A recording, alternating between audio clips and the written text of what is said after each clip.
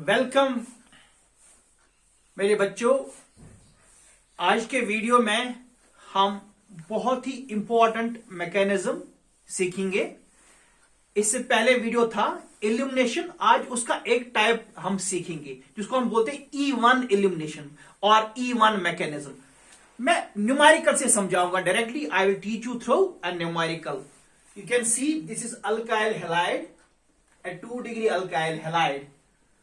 तो सबसे पहले इसमें क्या होगा, it is favoured at high temperature, heating से तो हैलोजन चला जाएगा और हमें मिलेगा कार्बोकैटायन। तो पहले स्टेप में कार्बोकैटायन बनता है। जो पहला स्टेप है वो स्लोवेस्ट है और वही होता है रेट डिटरमाइनिंग। तो स्लोवेस्ट स्टेप में एक ही रिएक्टेंट पार्टिसिपेट करता है, अल्काइल हैलाइड, इसीलिए इसको बोलते हैं E1 मैकेनिज्म। फिर जो दूसरा स्टेप है उसमें एक बेस होती है, वीक बेस, वो बीटा कार्बन से H पॉजिटिव को निकाल लेता है। उस वीक बेस में क्या है, यू कैन टेक इथेनॉल, हम वाटर भी ले सकते हैं, ये वीक बेसिस हैं। तो याद रखो E1 एलिमिनेशन में हम लेते हैं हाई टेम्परेचर और वीक बेस। अब इस वीक बेस का क्या काम है, ये बीटा कार्बन से H पॉजिटिव को एक्सट्रैक्ट करेगा और यहां पर कार्बन कार्बन डबल बॉन्ड बनेगा। आप देखिए यहां पर बेटा carbon carbon double bond, adjacent methyl group, इसको बोलते हैं सेड-ज़ेप्स प्रोडक्ट। दूसरा अल्टरनेटिव है इस कार्बन से, ये जो यहां कार्बन है इससे भी H निकल सकता है और डबल बॉन्ड यहां सेंटर में आ जाएगा, उसको बोलते हैं हॉफमैनस प्रोडक्ट।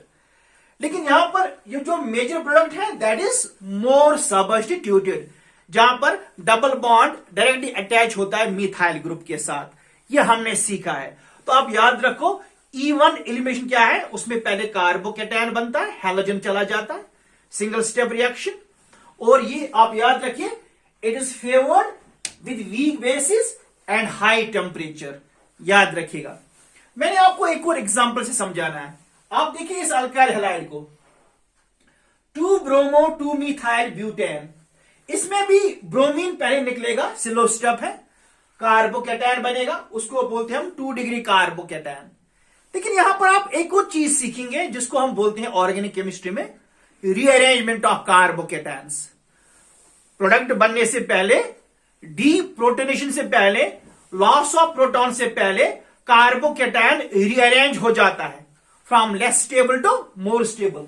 उसको बोलते हैं 1,2 hydride shift, 1,2 H negative shift.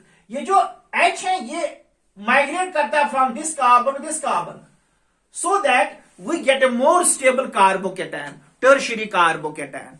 अब उसके बाद उस कार्बोकैटायन में क्या होता है, loss of H positive with the help of a weak base. यहां भी हमें 2 प्रोडक्ट्स मिलते हैं।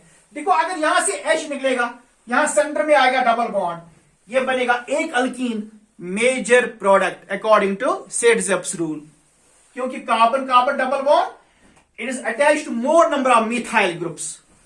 और दूसरा ऑप्शन, इस मिथाइल ग्रुप से या इससे H निकलेगा और डबल बॉन्ड यहां बनेगा, लेकिन ये जो अल्कीन होगा ये होगा लेस स्टेबल। सो ये कुछ एग्जांपल्स थे जो मैंने आपको बताए about E1 illumination favoured at high temperature and our base which has to remove H positive from beta carbon, that should be weak base। और ये यूनिमोलिकुलर रिएक्शन है, पहले कार्बोकैटायन बनता है और उसके बाद बीटा कार्बन से कोई भी वीक बेस H पॉजिटिव को निकाल लेता है। ये देखो बेटा। और एक और बात, टर्शियरी अल्काइल हैलाइड्स इसमें होते हैं more reactive than 2 degree alkyl halides, और 2 डिग्री अल्काइल हैलाइड्स होते हैं more reactive than 1 degree alkyl halides for E1 elimination. एक और बात, alkyl iodides are more reactive than alkyl bromides and alkyl bromides are more reactive than alkyl chlorides and least reactive are alkyl fluorides। Hope ये बात आपको समझ में आई होगी। Please write in the comment box and subscribe to my channel.